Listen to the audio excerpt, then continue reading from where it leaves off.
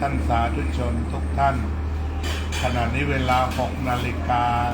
นิดๆอาตมาเดินทางจากสุราษฎร์ธานีไปยังสวนโมกอันดามันผ่านร้านอาหารชื่อมดแดงครับมดแดงเจ้าเก่าเจ้าของบ้านรับต้อนรับรองด้วยดีเป็นร้านอาหารดังของภาคใต้ก็เลยคณะนิมนต์ให้มาฉันภัตตาหารเช้าที่นี่ให้ญาติโยมได้ดูอันนี้แกงอะไรนะแกงเนื้อคุกกิ้งคั่วกลิ้งขาหมูใบชะมวงนะอันนี้หมูหวาน4 อย่างก็คงพอเพียงสำหรับการเดินทางเหยียบแผ่นดินแม่เป็นมื้อแรกในรอบ2 ปีก็เลือกร้านโยมมาฉันที่นี่นอกจากนั้นเมื่อกี้มีสตอแล้วใช่ไหมสตอไม่มีเอามียอดเล็บรอบแล้วก็ยอดอะไร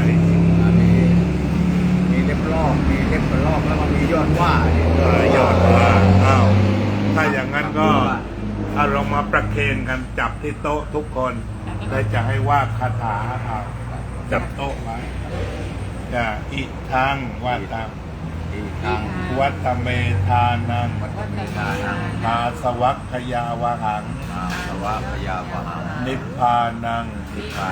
โอตุข้าพเจ้าทั้งหลายตั้งใจถวายทานเพื่อสิ้นอาสวะพบความชื่นบาน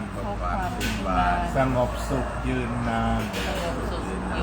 เป็นนิพพานเถิดข้าพเจ้าขอตั้งจิตอุทิศตน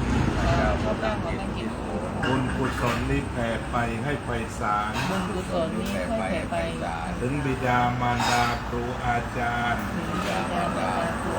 ทั้งลูกหลานญาติมิตรสนิทกัน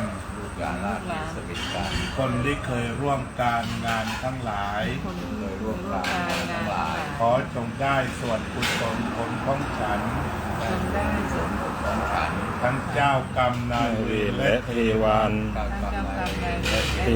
ขอให้ท่านได้กุศลผลนี้เถิ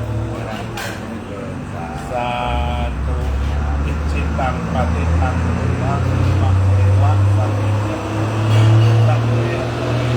สังกัปปะจักโตมะนะระโสยะธามณิโชติระโสยะธา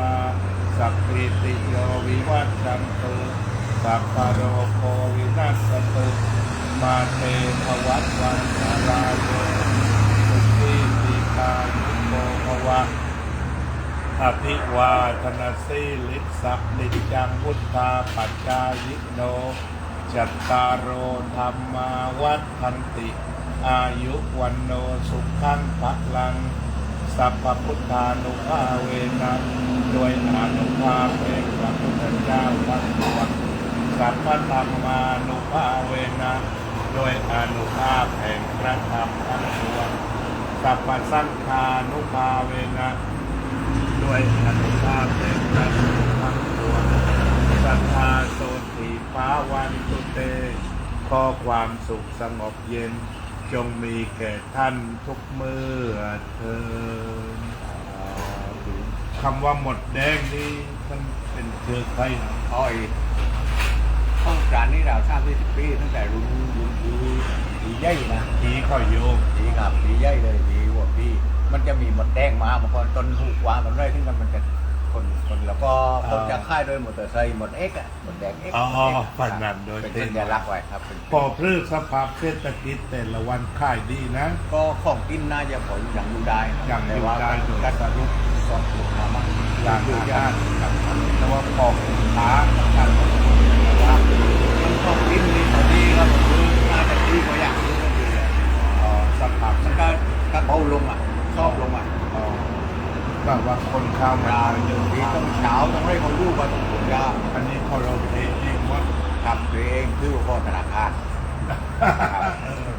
ก็ถือว่าทางค้าพ่อธนาคารค่าจอค่าครอบในละวันคุมก็ขอคุมขอเลือกอ่ะพวกที่เรียกกันทางเลื่อนอย่างเลือกเอาคะแนนซาตัวนี่หมดหน้าคุยแค่นี้ก็ต้องหัดด้านอะไรแบบนี้จ้างอย่างนี้นี่หาคือว่า2 ปีอยู่ที่ไหนหรอไปอยู่อเมริกา22 ปีนะต้องคิดว่า เป็นได้กันเป็นอ้าเป็น เล ได้ ยเป็นโลพอวิ่งเหรอคะ อ่า พอเท้าวิ่งเฉยแบบ เป็นพยาบาลอยู่ เอาหลวงวิ่งซึ่งเนี่ยพ่อวัดนี่กลายเป็น นี่ ลูก เอา ค้า ดิ หลวง ชา ว่า ตินี่อยู่หลังส่วน อ่า เป็นนาล่วงของโลบ้าวนี่นี่โลล้านพาย หลวงวิ่งหลวงว่าง อ่า เขาเองวันนี้ อันนี้อยู่นี่ เด็กๆอยู่เขาเข้า ป่าพ่อมาไกลก็ร้อยดีก็พอ นึกเห็นกันนี่ไงวิ่งอยู่เลยนะเจ็ด